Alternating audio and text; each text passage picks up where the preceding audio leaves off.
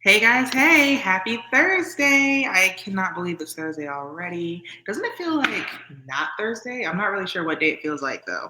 But Thursday, that's not the right feeling.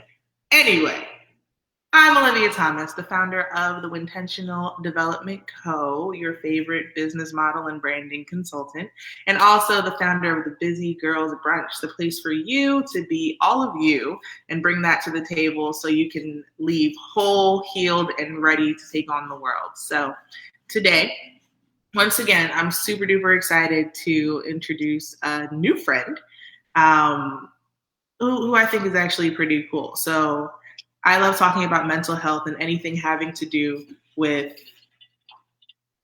being full as a person in your business and recognizing that you matter too. And it's not just about serving other people, but creating impact for yourself so that your legacy can be full and real and sustainable to yourself as a person as well. So I get to talk to Aisha Moore of Self Care by Aisha. So she is a self-care advocate and stress management expert, which means so much to me. So she helps successful women who are burned out get serious about self-care so they can outsmart overwhelm and sustain success and revive relationships. She has a unique perspective because she was stressed out to the point of needing short-term disability. Guys, that is pretty serious. And after getting serious about self-care, she was able to get herself off of 5 anxiety medications in 90 days. She got back to her job, she got demoted, and then she got her job back at from all this stuff that is so real. She revived a failing marriage and she is here to talk about all of it. So guys, please, please, please Aisha Moore. Hey girl, hey. Hi, how are you? Good, how are you? Thanks for having me. I'm having a fantastic day. Oh, thank you so much for being here. Seriously. Oh my goodness. So I gave my spiel about you. I love your whole Instagram. I love your whole persona. I love everything. Let's make a reel right now. Come on. Self-care. Do it. Get in there. Chandelier. Swinging. So you tell me about you, right? So I gave you the bio. You tell me about you. Yeah. Well, my name, Aisha, actually means life. And my father gave me that name based on Stevie Wonder's daughter was named Aisha. And if you've heard the song, Isn't She Lovely? That's where my name came from. And so a lot of who I am actually came from my dad. I'm a daddy's girl. Even though my parents were divorced, you wouldn't know it. I don't think most of my friends growing up knew that my dad didn't live in the house with me, because every single day he would drop me off at school. And as I got out of the car, he would say, make a difference. So he always would tell me that every day. And you know how when you become a teen and stuff, you're like, dude, this guy is corny. He's so corny.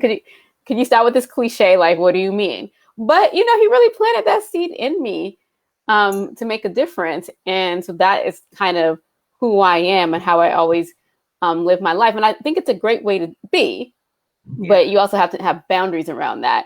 And so I sort of lost myself in this idea of making a difference for everyone else and not making a difference in my own life. Yeah. Preach. I wholeheartedly resonate with all of that because, being raised as a Black woman, right? And as a Christian, as the youngest of 4 and only having brothers, there's a lot of guys around. And, growing up recognizing that just being in such a patriarchal society, right? You as a woman, it's you're supposed to serve everybody else and stand in the gap for everybody else. But then how do you actually, tell people how to enter versus just giving everybody access? So I love that story. Something so beautiful can be perverted and just painful really quickly, really quickly. Oh my goodness. So tell us about your business. What is your mission? How did you get started? Yeah, so I got started because I have been in public health for 20 years. And so most people who are in public health, helping professions and things of that nature, they don't just have a day job. they're usually also involved in some sort of community service. And even people not in those professions, like, you might have your day job, you might serve on the PTA, you might serve on a committee to clean up your neighborhood.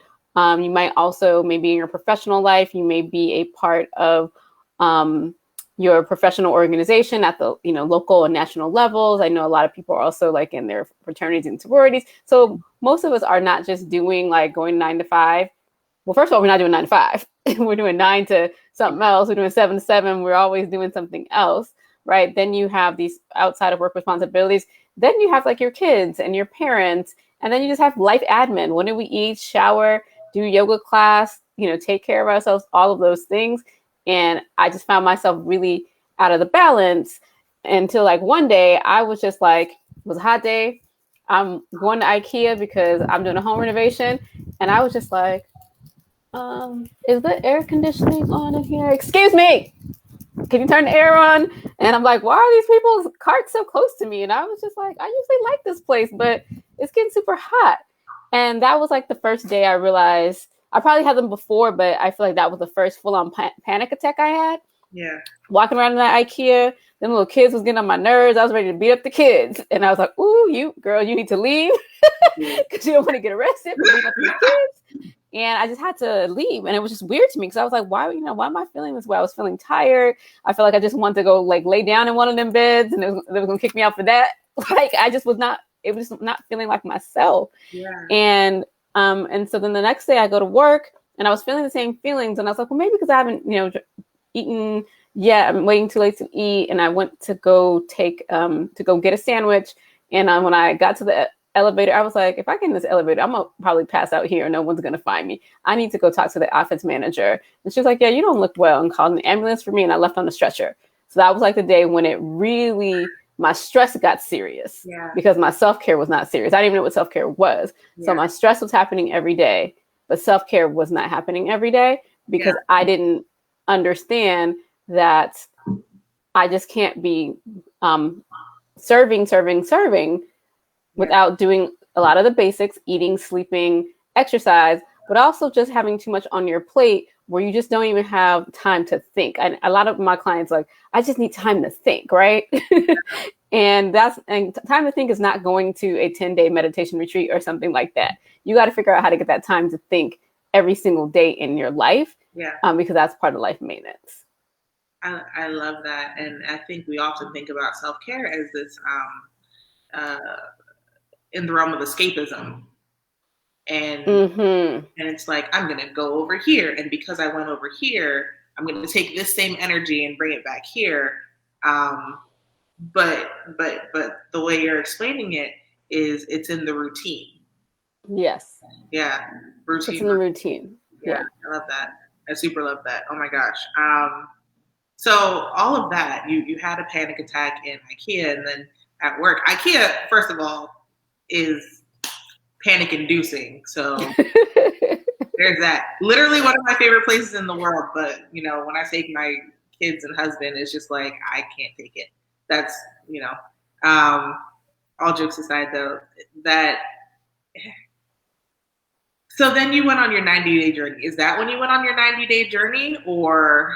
So I did go on one, but not the one you're talking about. The first 90-day journey was short-term disability. So I kept trying to, I would take a day off here, do a mental health day, sit on the couch, watch my Netflix, eat a cupcake. Because I was like, hashtag self-care, treat yourself. Because I knew that I needed to do something. Yeah. Right. So I kept doing that.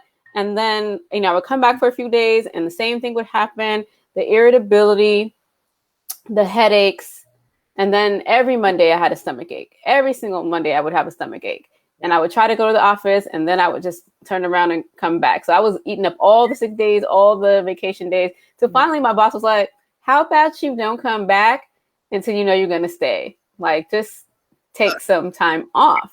Yeah. But even then, and I'm telling you guys this in hindsight that it was stress, but when I was going through it, I did not know that. So I'm going to my doctor because I lost like 5 pounds every week, and I wish that could happen today. And without, but for no reason, right? Yeah. My stomach, I wasn't able to eat as much. I was very, very exhausted. So I was just going back and forth to the doctor, trying to get a diagnosis because I'm privileged to have good health care with a low copay. So he like, every week, take this $20 and please tell me what's wrong. And every week there was just nothing going on. So finally, my doctor, we diagnosed two things. One, that I had developed acid reflux disease because all of the stress was eating away at my stomach. We always talk about, she needs to calm down until, because she's going to get an ulcer. She keeps stressing herself. Like, no, that's true. It's not just like a little euphemism that we say. Like, that can actually happen. And then finally, my provider said, I think this might be a case of stress, overwhelm, and anxiety. And she had asked me many times, were you stressed? But I'm like, no more than any of my other coworkers, and they seem to be fine. No more than the next woman that I know. She seems to be fine. So while, yes, I'm stressed, obviously I've been handling all this time. This point in my life, as I was assessing, wasn't any more stressful than any other time. And so finally she said, why don't you see a therapist? And then we'll see if we can go down that route. That was the right recommendation right there. So, therapy, my first therapy appointment is where I kind of turned the corner and started to understand what was really going on. Yeah. Even the idea of like, comparatively speaking, like I'm fine because this amount of stress is normal is so interesting because we kind of like look at the people next to us and it's just like, well, they're stressed out too, or they're experiencing these too, because we're not even necessarily labeling it stress at this point. It's just like, other people, they've got a lot going on. I would say that's probably how we say it. Well, they've got a lot going on too, right? We would say that, not like they've got a lot of stress. Yeah, like they're grinding, and it's hustle culture and all these like, euphemisms and things that we just like say that continue to push us forward. But it's kind of killing us. We're withering away, right? So it's not these like, there are these big stressful things that happen. Like if you lose a job, have a death in the family, all these things are like those big things, right? That happen. So it's clear like, oh, this happened. Yeah. So, then I have to respond to it, right? But stress literally is happening every day, moment by moment, little things. For example, I was planning a workshop with someone because I've been doing virtual workshops called Planting the Seeds of Self-Care during the pandemic.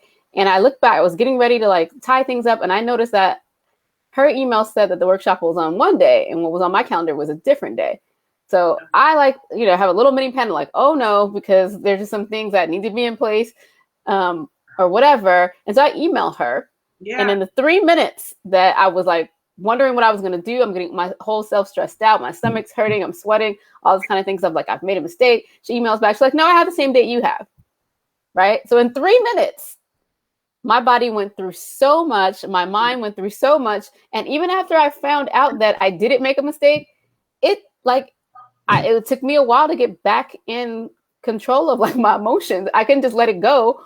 Right. And then I had to go take a walk and chill out over 3 minutes, right? Like 3 minutes. And so how many times a day do some of us have those 3 minute moments where something gets turned upside down and then it gets resolved so quickly, but it's still affecting us like for the rest of the day, the next day we're thinking about the moment, even though it's been resolved. Yeah. My friend and I were talking about the sympathetic versus the parasympathetic systems in our bodies, and how it just like, and then we have to bring it back down so intentionally, but like it's not like it didn't happen. Right. Exactly. Our body's still reacting to it. Your blood pressure is going up, all of those things. Yeah, that's amazing. And I always talk to my son about the idea of like normal versus right. And it's like, there's normalcy in all of these things that we see and people having a lot going on, but is it necessarily right is a different question entirely. So there is that. So all right, so then you went to therapy and that started to trigger that you are triggered. Yeah. The next 90-day journey. So I'm walking into therapy because I have this 5 medicines, right? I'm walking to therapy. They're helping me, right? So they're helping me to a certain extent, but it was like they were helping me to a certain extent, enough to get back to going to work because I'm not independently wealthy yet. Let's claim it though.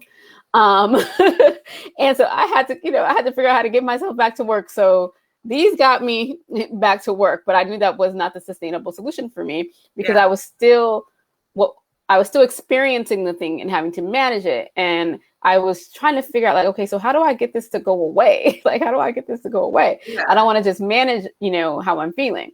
And so I go to therapy. I tell her everything that's going on, the panic attacks, not being able to eat, all of just the myriad of things that are happening to me. And she looks me in my face. She was like, "You lack awareness." And I was like, "Dear God, who you think you talk to?" Like that, because you're a therapist, right?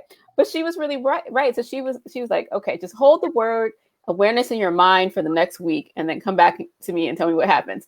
And I'm thinking to myself, like, well, I did Google for a holistic therapist, and so this feels a little woo-woo to me, but we gonna go with it for at least another session before we like kick her to the curb. Yeah.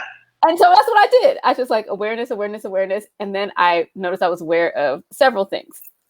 These two things right here, I cannot leave the house without them because I can't get into the work office and I need my keys to get, in and out my house.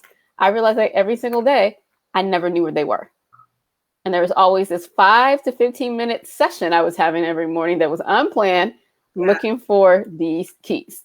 Then I was like, oh, so before I even walk out this door to this job that I keep saying is stressful, I've already, again, like you said about the nervous system, I've already upset my nervous system looking for these keys. Yeah. So of course, if I can't find the keys when I walk out the door, I'm racing down the street to get to the train. Yeah. And then of course the train is always coming right there and I'm trying to run to catch it. So again, my nervous system is like, are you running from a lion? Every single morning, right? Yeah. Then I would get to my desk and I would see all these Post-it notes on my desk. Yeah. And I had a high-level job that I'm so thankful for. And I was just like, this organizational system that you have, it does not work. All of these Post-it notes kind of thing. So then, you come home and everything's all good, fall asleep. And then at 4 a.m., I'm waking up. My alarm is not supposed to go off at 4 a.m., and it doesn't. My alarm doesn't go off at 4 a.m. But again, my nervous system goes off at 4 a.m. Like, oh, you forgot to do this. You forgot to do that. You didn't solve this. You didn't solve that. And so I realized how much personal chaos I had in my life that was affecting me to the point that like, there's some stressful things that I could not change. Yeah. But I could be more resilient to them. But I couldn't be as resilient because I had all this hot mess going on. I was hurried. I was overwhelmed and I was tired. Literally hot, because you saw literally hot. Like literally. Literally hot. Yeah. And then I was like, so the reason why you're looking at other people saying, how can they stand the same stress and you cannot, is because I didn't have the same resources that they had because I was draining my resources with all this little petty stuff. Yeah. And so if I walked into the office if I knew where my keys were, then I wouldn't have this little moment of panic, right? Little moment of panic. And then when I would be on the train trying to make it to my desk for a certain meeting, I'd be just checking my phone to see what time it was, as opposed to like enjoying a podcast, enjoying a book, sitting down and chilling. I would always be on my phone like, why are they taking so long at every stop? I'm going to be late. And I was doing this every single day. So then I had to own up, and I became aware in that week of all the personal craziness in my life that was going on, that if I saw some of that, that would give me just that much more bandwidth to deal with the things that I could not change. So I was wasting all of my sort of resilience capital, if you will, on little stuff like this. Yeah. Trying to find these keys. When I need the resilience capital for bigger, much bigger issues that were going on in my life, but I was wasting my resilience capital looking for these keys every day. I love it. Yeah. And that's a new one. Resilience capital. I'm about to trademark that, copyright that. Don't steal it. Nobody take that. Please. I'm currently going through a self-loving journey. and I kind of recognize all of those things that you're saying, right? Like the first thing my therapist said to me like years ago was mindfulness. And in that time I was like, sis, what are you talking about? And I was trying, man. Like I was really trying. Like she's like, sit by the window and like actually like feel things and now like, years later and with another therapist, not to say that the first one wasn't good. She was amazing when she was amazing. I loved her so much. But then I had to move. The idea of awareness, like that's when it clicked what she was actually talking about. And like actually grounding myself in the moment so that I could prepare so that it's a good moment and be there and be present so that in the next moment I could actually live that moment and not like be pulling away from the past constantly. I love that. Oh my goodness. Resilience capital. Listen, yes, get it, pop in. That's why I love to talk with people, be in conversation, because then like things just fire for me when I'm like in conversation. Oh, I love it. You're Socratic like me. Yay. That is amazing. Okay, cool. So in those 90 days, you created awareness around your life and how did that change things? Like, so yeah, medication that is supposed to get you through the day until you can get through the day. Like what? Okay. So now that I was aware of all my stuff and the things that I can control, and I was like, okay, so you need to stop pushing through, because that's what most of us do, pushing through, and you just need to take everything you possibly can off your plate. Yeah. President of this, gone. Committee member of that, gone. Yeah. Even stuff like being the mediator between family relationships, gone. I was just like, I have to take everything off my plate because this is just not working. And so then once I took all the stuff off my plate, one of my friends said to me, she's like, it seems like you have a lot of free time. And I was looking to myself, and girl, you do too, but it's just filled up with stuff. And I just took everything off my plate because I needed to work on the basics. Like I needed to keep my paycheck. So I need to just make sure I had enough energy to go to work. Right. Yeah. And so there's so many things you can do for self-care. So I just started doing everything that I could find. So I was having a lot of trouble with like anxiety and just sort of the messages that my head was giving me every morning, because all anxiety is like somebody in your brain lying to you all day, telling you the worst of the worst. And I needed to understand the reality and the best of the best. So it all started with just like a playlist that I was just listening to in the bed to convince myself that it was going to be okay, that I could get out of bed. I was going to go to work. Things were going to work out fine. And it was going to be all good. So there was some gospel, Kendrick Lamar, what is her name? Tasha Bedingfield, Unwritten. That was like one of my jams. I have a reel on that. Go check it on Instagram. And then just all of these things. I just really just needed to train my brain, right? And then I set up a system to make sure that my keys, wallet, and my purse were set up for me to go so I could get out the door. Always made sure there was money on my card, because that was the other thing. Even if I was on time, swipe the card, and now I missed the train, gotta wait 10, 20 minutes, right? Just making sure all those things were in order. Yeah. And then you mentioned in my bio that I was demoted at work, and first I was mad, but then they told me I was making the same paycheck, and then I didn't have to work, and then I didn't have to work as many. They went from like I had 15 things to do. Now only I had 5 things to do. I was like, well, this is going to work out. And so with that extra time, I also was able to get a sense of reality of like, well, how much work is the amount of work that I can do in a way that I have ease and grace. Yeah. Yeah. And so ease is that where I'm not running up against the clock all the time. And grace meaning that like we are all sending out first drafts of our work all the time. Like we're getting it down to the wire. And because we're like, I work better under pressure. This is my best thinking. How do you know? Because you didn't give yourself to rethink. You haven't even tried not working under pressure to know that might be better. You haven't tried that at all. So working better under pressure is that you just work faster. Yeah. It makes you work faster. And so I started just learning all these things about myself to say, okay, I've been doing things on autopilot all this time. Yeah. And I really have to rethink like what it is I want for my life and how all of these things fit together, because I was so focused just on work. I wasn't really focused on my marriage, my finances, my health. And I was like, I have to make space for all of them to some extent. And over the course of the last 7 years, I've really just taken each pillar one by one. So I started with mental health. Then I started managing my job better. Then I started working on my financial health. Now I'm, working on my physical health. And so I was working on all of them to some extent. But every year I sort of pick a theme and say, this is the one that's going to be the priority. Yeah. And it just worked out really well to help me from staying overwhelmed with trying to fix everything that was wrong with my life. It's like, okay, let's fix one. And then you get that cascading snowball effect as well on the other. So that's really what happened. So for 90 days, I just started to clean up everything. And then within 90 days, I didn't need these anymore because I went to the root of the problem. They were not helping me get to the root of the problem. And so I just had to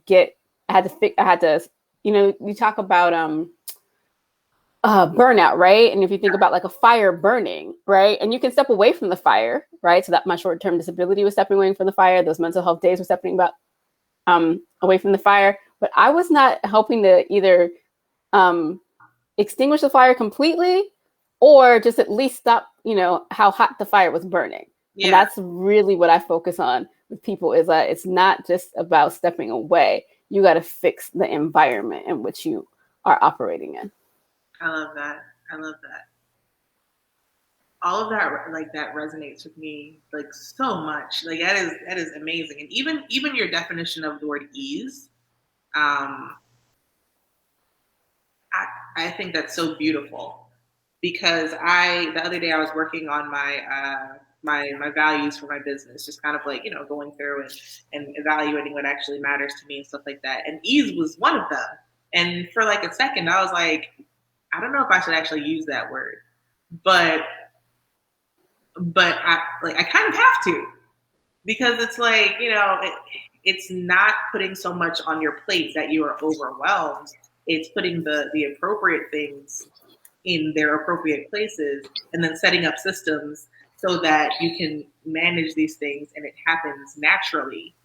And that's so beautiful, right? Because we don't really think of ease as something of value. It's like if it's easy, then obviously, it has no value. It has no value. It wasn't hard fought. So I love that. That is beautiful. So thank you for that. Seriously. Oh my goodness.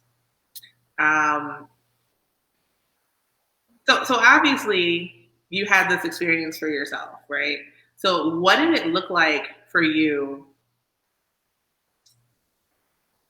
to transition your mindset? This is not the question I was going to ask. To transition your mindset from being overly busy to one that actually cares for you. Yeah. So it goes back to what you just said, actually, was figuring out what my actual values were and figure out what I value and what I envision. So, we do the vision boards and you sit down with your magazines, you start cutting out the big house, the fancy car, the whatever. But a lot of times we forget to actually like write the vision first. And then the vision board is making it plain. Yeah. You forget about the vision piece of it, right? Yeah. And so I had to realize, write the vision, and I would even modify that, write my vision. Yeah. Because I realized I don't want a big old house because I don't want to, that's too much dust. Ain't nobody trying to dust all that, right? So I really had to figure out what it was that I really wanted and not just what everybody else wanted. And by doing that, I have been able to sustain my success. Like all the stuff I was doing, a lot of it was like career, to climb the ladder, all these things.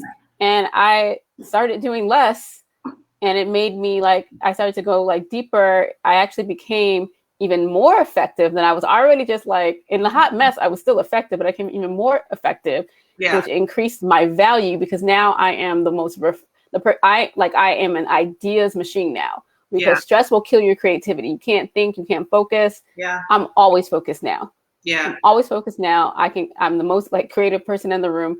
And it all kind of just started to flow because now I'm just not under that stress to where when I'm stressed, I procrastinate more, counterintuitive, right? When I'm stressed, I'm thinking about how much time I'm stressed when I could be working on this document. I could be doing this or doing that, but we spend a lot of time thinking about how stressed we are, and it only makes it worse. And now it's just like I'm in that flow, most of the time I'm in that flow, and it feels weird.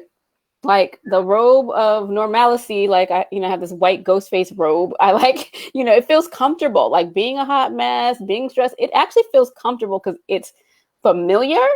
And sometimes trying to be another way feels like you're naked and you're opening yourself up, but we have to get through that discomfort. Yeah. To where that new thing that's actually serving us is what feels natural and comfortable. And that's a practice. Mm-hmm. Mm-hmm. But sometimes it's easy to run like, okay, I'm just going to do the comfortable thing. Even if I know in the long run, the comfortable thing is not the right thing. Yeah. Like, it's just natural as a human to stay comfortable and not take a risk. Yeah. Yeah. And that's why the hashtag self-care is, it's a little dangerous. Because it's kind of misleading. Because you see the pretty things and all those things, and it's like, okay, that's supposed to fulfill me and keep me going and sustain me. But oftentimes it's like the uncomfortable stuff that creates the sustainability for everything, so that you can do those things without guilt and being able to like rest while you enjoy those kind of creature comforts. Mm-hmm. Yeah, that is awesome, and it made me think of this book. It made me think of two books. Deep Work by Cal Newport. Did you read that one? I haven't, but I'm a fan of the concept. I didn't even need to read it. I had already read all the articles from Google about the deep work thing, and so yeah. Yeah, seriously, deep work, because it's like, once you can actually focus on a singular topic, you can actually go deeply into it and actually come out with something just more substantial and more creative. Like, I love that you said, like, oh, I'm more creative right now. Like, I'm the most creative person in the room because I have space to actually create and think about these things. And one of the things he said in the book about consultants, because consultants are always kind of like, bouncing all over the place. 20 years in consulting. Right. Like, we're always kind of like on the move. He's like, well, once they actually cut off and gave themselves space to do the work and to think, he was like, everything increased for them. Like, all their KPIs like went through the roof because it's like they actually had time to make a difference versus being the people who do their best work when they're under pressure, which was my story and song for the longest time. And it's not true. And I love that you said that we don't know, right? Because we've never actually given ourselves the space to not be under pressure and to have the ability to think through something. So that's amazing. And then you also mentioned flow, which was another concept and book by, I think he's German. I don't know what he is now that I'm thinking about it. And he has a funny name. His name is Mihai Csikszentmihalyi. And it's essentially like getting into a place of focused energy, because the thing that you're doing is something that like gives you energy, but it's also a little bit out of your range. So you're still engaged. Like, so I love you mentioning just the idea of the creativity and like kind of getting into flow, because you have space to get into flow. Yep. Yeah, that is excellent. So a lot of people kind of go through things and, they don't necessarily have to turn it into a business, but you decided to, right? What was your point where you're like, I need to help other people? And then how did you get that started? Yeah, so I have a background in health communications, and I've had blogs since like the year 2000. I've always had these little blogs here and there. And so I just started blogging about my experience. And then my friend invited me to this event with Rosetta Thurman of Happy Black Woman. And I thought it was like, she used to put out like an affirmation every day and things of that nature. And so I thought I was just going to more of a motivational event. Yeah. And the night before I realized it was like a build your business event. And I was just like, well, I already paid this $40 $40. I'm going to go drink my drink, eat my food, and be whatever, do whatever. But then that night, a room full of Black women convinced me, and one Black man, because my friend who invited me was a man, that I could get paid to do what I was already doing, which I was blogging about it. People, I didn't really tell people what was going on with me because I didn't know, but people noticed when I came out of that, like that 90 days when I was coming out of it, everybody was noticing the changes I was making. They noticed my blogging. And so people started asking me what I was doing. And so I kept writing this email, and every time the email would get longer and longer and longer what I was doing. And then someone was just like, you could turn that into a speech. You could be a speaker. Yeah. Because it's what you're already doing. And I was like, okay. And then someone showed me what speaker fees were, and I was like, bet. That's me.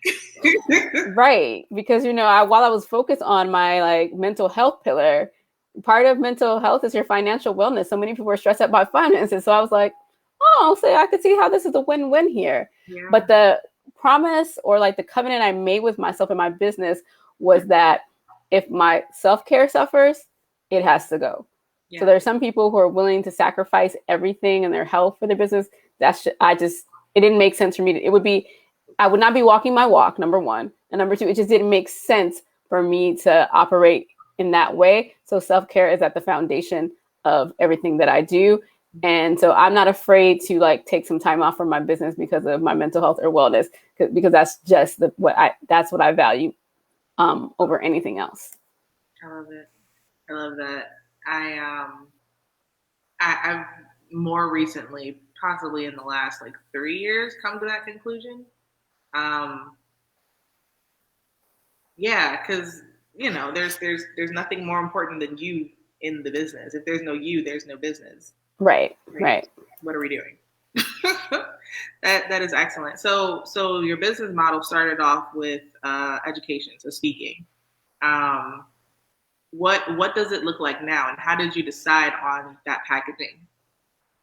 Yeah, so now it consists of speaking and group coaching, because I do have a background in public health with a emphasis in health behavior, health education. So I've always been a health educator. So I know how to take my messages and turn them into curriculum. Mm-hmm. And so essentially I was able to reverse engineer my first 90 days and figure out what I did to have such success. Yeah. And turn that into my group coaching process. Because at the end of the 90 days, I had a checkup with my primary care physician, and she ran all of my numbers and everything. And she's asking me all these questions. I'm like, I'm fine. Everything's fine. She's like, what about this? I'm like, I'm sleeping. How's your stomach? I can eat whatever I want now. And she was just like, I have people who were in your same situation. And 2-3 years later, they're still stuck there. My therapist said the same thing, even told me I could run groups in her conference room. If that's what I wanted to do, I could run in her conference room, because she really believed in how my process and what it did for me in terms of really giving me over the hump into maintenance. Yeah. In a like accelerated amount of time, because it didn't end there. I was just able to get into a maintenance phase a lot faster than, from what they tell me, a lot faster than most people. Mm-hmm. That's awesome. That's excellent. That is absolutely excellent. So you've decided that you're going to do it. You went to the Rosetta Thurman thing. Absolutely love her. Like I absolutely love her. Just even the idea of like happy Black women. Mm-hmm. Like she was one of the first business coaches that like I kind of saw mixing the idea of emotion and like the fact that we're Black and we should and could be happy. Right, exactly. Do her work, and I've always thought that was absolutely beautiful. But one thing I know about the helping industry, the helping industry, is that oftentimes people get in there for altruistic means and something that's very purpose driven and heartfelt. And for some people, it's hard to charge for what they do. Now, was that a hump that you had to get over, or did you just say, bang, bang, bang, these are my numbers, and kind of move into that? Like, what was your process for that? Yes. So I did have a hurdle to get through on that, because in my mind, I'm like, so I'm only, this is how I interpret it. And we have to reframe. I'm only speaking for an hour. Yeah. And as a consultant, I know what an hour of time a person would get paid just for the hour. So it didn't make sense to me. I had hired speakers before at work, and the prices I was being, told I should charge didn't make sense to me. And so two things happened. The first thing was someone approached me. They told me they were a nonprofit. So I had already just like discounted my price and just gave them like a low price, like a third of what the price should have been. Okay. After having the conversation, then I Googled the nonprofit, and it's actually a defense company that just happens to be a nonprofit, and they bring in like $1 billion or more every year. Mm-hmm. So the first thing was I had to do with myself and say, why did I, one, not do the research, but two, why did I not feel comfortable charging that? Yeah. And so then later on, after I did that and I, worked on my presentation, put it all together, all of those things. And I was like, it's not about the hour. It's about all the research I've done before. It's about the preparation I had for that particular thing. Because even though I have sort of like these canned speeches, they're never canned. There's always research about the audience. I'm always tweaking them. I never do the same presentation exactly twice. So there's like all of that preparation. Mm-hmm. And then I had to think about, okay, this is not just a speech. I'm solving a problem for this organization. They're bringing me in because they want their employees to feel better, be more, increase employee engagement. That's always like the metric, this employee engagement metric. So then what is this like? So if there's 40 people in the room, what is that worth to an employer? If 40 people come to work every day, more focused, happier, healthier, and creative, that's way more than the $500 that I charge them, the value, right? Even if one employee who was going to quit stays, the cost of them replacing that employee is actually way more than I probably would ever charge anyway. Yeah. Right. So So if I'm charging them $2,500 for the hour, I'm not just charging for the hour. There's more time that goes into it. So on the practical side, even though we shouldn't base our rates on time, but there is that practical sign that it's just not an hour. So for those of you who can't get to the value piece of charging, even on the practical side, it's not just the hour, right? That's number one. And number two, the value. So in most cases, I'm pretty sure that I saved them more than $2,500. Yeah. Pretty sure of that. And so when you think about it that way, then it made it easier for me to charge. I love it. Yeah, and that's amazing. And that's so true. Like you have to allow people to invest in themselves and to therefore see you as an investment, because they're going to get there's ROI. Like there's always going to be a return. Like, yep. Yeah. So value-based pricing instead of time-based pricing is kind of a big deal.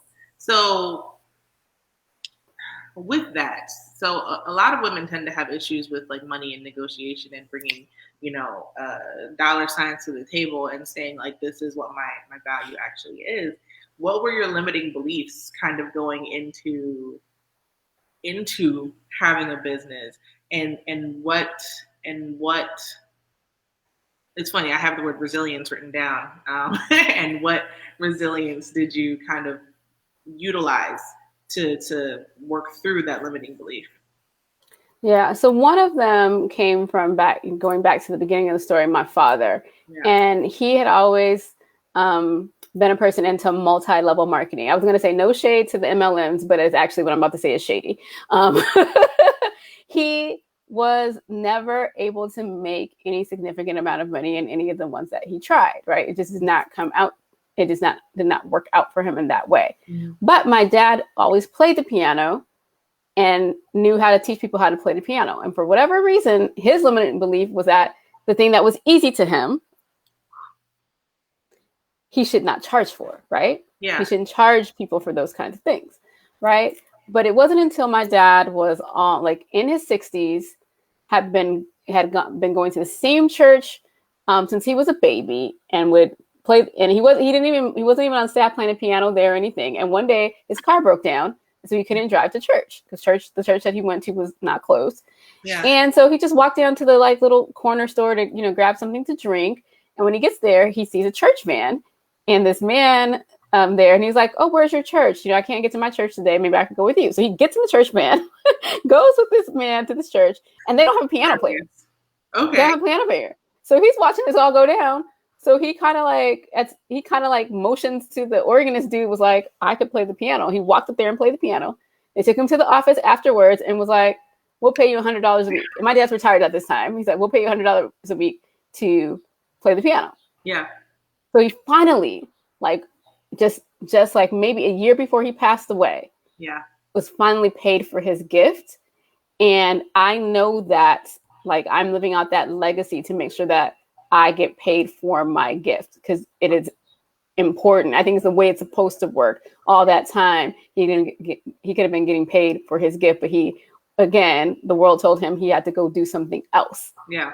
And he overlooked getting paid for his gift. And so I have a gift of gab, you guys can tell. And so I'm making sure that, the gift that I'm given, that's what I'm supposed to do to generate income. I love it. That's so beautiful. That is absolutely beautiful. I love that. Especially music.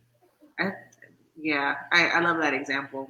Everybody in my family is a musician, so again, that resonates with me. And church musicians at that, don't get me started. So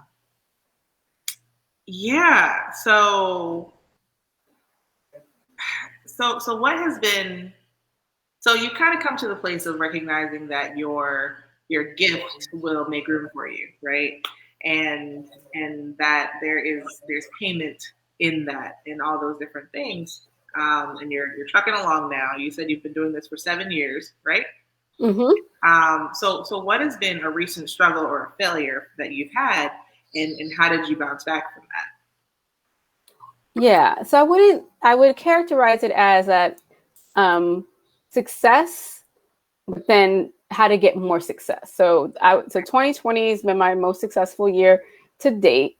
In the first quarter, I like killed my numbers. Like the amount of money I made in 2020, by the first quarter of 2021, I had already booked that. Yeah. And so the hurdle is this thing that Gay Hendricks writes in his book called The Big Leap, the upper limit problem, right? And so having to work on my mindset around that you can be successful repeatedly, right? We're always looking for the other shoe to drop. We don't believe yes, success is up and down, like we know that, but we don't have to create the downs. The downs are going to come. So we work on creating the success and having success. And when the downs come, we deal with them. But a lot of times, because when we're being really successful and we have this belief that a downturn is going to happen, we create the downturn. Yeah. We just go ahead and okay, well, there's no way I could just be, consistently successful. Yeah. Right. Let me go ahead and create a down time. So whatever we did to be successful the first time around, then we'll be well, let me change up the system. And it's well, it was already working. Fine tune it. You don't have to change up the system kind of thing. And so that's what I'm working on, is this whole consistent success. I love it. That's yes. That is 100% a thing. Because there's the systematization of it. And then there's also the believing in the system. Mm-hmm. Yeah. I love that. Waiting for the other shoe to drop. You don't have to. You're wearing 2 shoes. It's okay. Right. Okay, cool. So you're in a very so in all parts of your life, right? So being in public health, and then being in self-care and helping, right? You have a lot of interaction with people that is very interpersonal. So how do you maintain and manage your boundaries with yourself, with your business, and with your clients and with your family, right? Because all of those things kind of require their own management and maintenance. So how do you maintain boundaries in those areas? And I can the areas again. I don't know. Yeah. So first, it starts with something I developed called the Self-Care Bill of Rights. You can just Google it. If you Google the Self-Care Bill of Rights, it'll come up. And really, I had to start with myself and say, okay, I'm saying I now am a believer that I have the right to self-care. So what does that look like? So I have the right to put my emotions and my mental health first. I have the right to say no. I have the right to adequate sleep. And so I have like this list of, I think it's like 10 things that I've decided I have the right to, and I make sure that I get them. And then after I do that, then like, if I'm getting all of those things that I say that I need, then everything else is gravy. So people can ask me, all to do all the whatever they want, and I'm not really tripping on it because I'm like, well, I already took care of myself. Yeah. So yes, and I have something left over for you. Yeah. Yeah. As opposed to the other way around where I'm like giving to everybody else, and then I'm like, all I have is this little tiny thing left for myself. I make sure I get what I need, because now by practicing self-care daily, I know exactly what I need to be my best self. So I give myself all those things that I need, right? And a lot of it is just like being organized and all that stuff. And then we move forward from there. I love it. And what's left over is for everyone else, but there's usually a lot more left over. Yeah. Because I don't really need a lot, but I need it. Right. Yeah, I don't need a whole bunch, but I need it. And but before it was like this all or nothing. Yeah. But that little bit, it may not seem like a lot, but it's important. Yeah, and that's such an amazing point, because if you don't get that little bit, it magnifies, and then it's like it seems like you need more and more, but it's like, well, no, you just didn't take care of the area that you needed to take care of. That is such a great point. The Self-Care Bill of Rights, guys, Google that. I'll link it in the comments too, because that is excellent. So what don't you do, right? So when people come to you and it's like, I'm looking for this, this, and this, what is something that you usually have to say to them? Well, no, I don't do that. In terms of my business? So I don't help other people start businesses. That's what I don't do, because people will come to me and want me to help them with certain things, because they, like, for instance, they see my social media and they're like, oh, I want a social media to look like that kind of thing. That's like, well, I don't actually help people do that. And it's interesting though, this is a boundary. I actually do that professionally. One of my jobs is to help nonprofits maximize their social media. So I know how to do it. Right. But that's not what I do in my business model. So I can refer you to other people who do that. Yeah. And so just because I know how to do it doesn't mean that I should be doing it, because I don't have time to do it. Yeah. Because it's taking away from other things that I know how to do. I'm more likely to give people free advice on how to use social media than I would be to actually like stand up a program to see them how to do it, because that's just not what my mission and my purpose is right now, even though I know how to do it.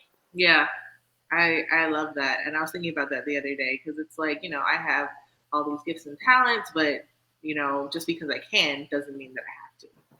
Yeah, I've literally trained thousands of nonprofit workers and organizations how to do this, but that's not what I do over here. Yeah, this isn't the place. I love that. Yep. This is excellent. So in 5 to 10 years, what's the vision for Self-Care by Aisha? So the vision really is to stand up a retreat center. So a place where people can go, or they can come to have a little bit of getaway, but we would do not only like, the traditional things you might think of, like yoga, massage, meditation, but really a lot of this more mindset stuff and life redesign that I kind of work with people on is what I, want them to have the opportunity to do. And so it'd be great for people to be able to come together. Like I do my group coaching virtually, but it'd be really great for people to come together to do that. But then also to allow other people who have wellness businesses to have a space that they can come to and rent and hold their own retreats as well. Awesome. I love that. That is a really cool vision. Oh, I'm excited for that to happen for you. Yeah, I'm excited. That's so cool. So I guess we're kind of wrapping up, but as far as your own non-negotiables for yourself, like what your self-care looks like on the day-to-day, like especially with actually, I didn't ask this question. The pandemic, we had one. We're still in. What was the effect of the pandemic on your life and your business, and what happened with 2020? Did it, what did it curb and what did it build for you? Yeah. So in terms of like just personally, I struggled a little bit at the beginning because there was so much misinformation around the coronavirus and the pandemic and that things of nature. So yes, because it's a novel virus, it's new, the information does change, but there's definitely some things that are like not facts. They're not facts. And so I found myself trying to, always be online, correct things, and actually, frankly, nobody cared what I had to say. So I realized, because the people want to believe what they want to believe, they know their sources. So so for me, it was just to put out information to my audience, to my friends and family, about what information I believe to be correct, and put that out there instead of going around trying to refute the things that I saw that were incorrect with people that I didn't know in the comments of some random newspaper or medium article, right? That was ineffective because those people did not know my expertise. Yeah. So I needed to talk to just the people who knew my expertise. Yeah. That was the easiest way to do that. So I had to change that whole energy because I was just really being frustrated and drained by spending my time doing that, basically arguing with people to no end. Yeah. Right. So I just realized that was futile. Yeah. So that was a big shift. The second thing was that I had planned on March 21st of 2020 to do an in-person event. Mm-hmm. And the week before that, the United States of America shut down. We were not having anything in person. And I took this event. And so on the 21st, I just went ahead and just did a quickie webinar kind of thing. And then I was like, no, we'll be back open in May. So, I can I'll do this live later. We all know what happened. Yeah. So in May, I was like, well, here's an opportunity to, one, reach out to more people who could not come live. And two, I was like, so how do I get people to be on Zoom 3 hours on a Saturday when everybody said they were having Zoom fatigue? Well, I created this event, and I created like a little box. I wish I had one. I just mailed out my last one. That's why I was looking around. I was like, don't I have a box? But I just mailed them out yesterday. So I created a box of the workshop materials. I actually extended it for an hour so we could have a party as well. And so I created a workshop, Planting the Seeds of Self-Care, where we talk about what we're not going to take into our new normal and do some activities around that. So we spend 2 hours talking about self-care. So I've done one on just overall self-care. I've done one on finances. I've done one on habits, right? So it's kind of become this series. And then I'm also doing it for organizations. So I send a box. It has some these cool materials you can use. And then we also do a sip and paint. And so I send materials for my version of a sip and paint. So. Oh, I love that. That's so cool. And so we have a live DJ. Yeah. And every single time everybody's like, I can't believe that was 3 hours. It went by so fast. I can't believe I stayed on Zoom on 3 hours on a Saturday or a Sunday. People have really been enjoying it. And because people always say, well, I'm going to do an interactive, blah, blah, blah, blah. And they're like, this is truly interactive. We do breakout groups. There's some just little activities that we do with things that are in the box and really show you how to work on your self-care from right in that moment. And so that wouldn't have come about without the pandemic. Yeah, that is super fun. Because I always would say, I would just my natural inclination is to get people in a room. Yeah, it can't be interactive over Zoom. Yeah, but that's the thing that people say the most. Besides the actual impact it has on their emotions and life, when it comes to the logistics piece, everyone's like, I can't believe this was a Zoom. Yeah, I've never had so much fun on a Zoom. Oh, I love that. That is super fun. I love that idea, and that makes me think of a client that I had who wants to do digital experiences, and the idea of the box would be actually amazing. Yeah, no, that's fantastic. So I know I had one question left. So let's talk about investment into your business, right? Because in order to even do a box, and in order to even kind of think that way, you have to have an idea of the tools that you want and the experience that you want to provide. So how did you determine what tools you wanted and what the experience was? And then is it are you currently bootstrapping and then planning to gather investors or anything like that later? Or is it just I'm going to bootstrap and, keep it moving? Yeah. So it's all bootstrap. But I would say with investment more recently came with help. So yes, I could run that whole event on Zoom. I could do it. I could be the tech person, all that stuff. But again, I had to specialize and say, you are the speaker, and that's what you do. So I hired a event producer. Awesome. I brought in someone else to be the MC for the day. Mm-hmm. All of that stuff. So I brought in other people to help me, and that helps it become the business become way more seamless. And so the shift is, I've gone from is investing in coaching to investing in vendors. Yeah. Because I've learned amazing things from my coaches. But again, like, I can do all of these things, but at some point, all the coaches is giving me more work, right? Yeah. And so I need to hire vendors to actually execute some of these things, because even when I execute it, I can do it. I'm not an expert in that. So I'm executing it at level 1. Yeah. The vendor is going to execute it at a level, on a scale of 1 to 5. They're going to execute it at a 5, right? And so some of that money there was a point in time where I needed to shift from spending all of my money on coaches and then not having money left over for the vendors. Mm-hmm. And so there's things that my coaches taught me that I realized that they didn't need to teach me. I needed just to go pay the vendor. Yeah.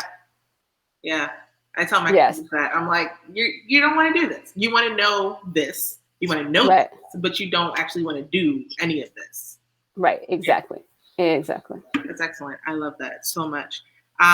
So I guess we're kind of back to the self-care question, your non-negotiables for yourself, as far as running your business and just your life in general. So what are some non-negotiables that you do have? You spoke a little bit about organization, which, yes. What does self-care look like for you? Yeah. So the first non-negotiable, as you mentioned, is my bullet journal. I have to use my journal to stay organized, know what my tasks are, and interact with that so I can see what's on my plate and I know when to start saying no. Yeah. Because most of the time I'm not saying no because I don't want to do something. Most people come to me with amazing opportunities, but I can't take them all. So I need to know how to say no, right? So when to say no. Like I have to know when my plate is full. So that's the first non-negotiable. The second one is sleep. Yeah. I have to have my sleep. And so pretty much, the organization and getting my sleep. And the third one is my music. I can't go without my music. So that would be my top 3 non-negotiables. Awesome. That is fabulous. Thank you so much for being here. If there were any final words you'd like to give to the ladies of the Busy Girls Brunch before we wrap up, what would those be? Yeah. So really, I just want you all to know that whether you want to accept it or not, stress is happening to you every day.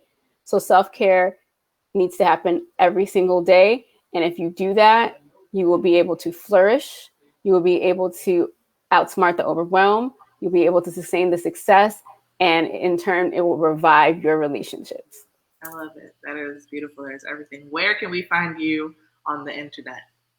Yeah, you can find me at the easiest way to get in contact with me actually is to go to seriousaboutselfcare.com, because that'll do 2 things. That'll get you on my email list, and then you will get the template for how to set up a self-care plan that really works. So it's the whole thing I reverse engineered, the whole 90-day program. It's in that template. So that is the best place to go, is to seriousaboutselfcare.com. And then you can also, Instagram is my favorite place on the internet. So you can find me on Instagram, but pretty much I'm everywhere at Self-Care by Aisha, all the things, but you definitely want to make sure that my primary places are seriousaboutselfcare.com and on Instagram. Awesome. Aisha, thank you so much for being here. You dropped so many gems, and this conversation was edifying. I loved it. Thank you so much. Good. I'm so glad. Seriously. Oh my gosh. And taking the time, seriously, because I know you have your bullet journal. So right. Even have the time. I appreciate it. Thank you so much. All right. Bye-bye. Bye-bye. Oh man, guys. So that was an amazing conversation with Aisha Moore. If you are just tuning in, please go to the beginning and listen to the entire thing. It is just epic everythingness about self-care and creating your non-negotiables and building the life, designing the life that you actually want. So in the realm of designing things that you actually want, every Tuesday, we're talking about designing the business that you actually want. We spoke about your alignment assignment over the last 3 weeks, which is your mission, your vision, and your values.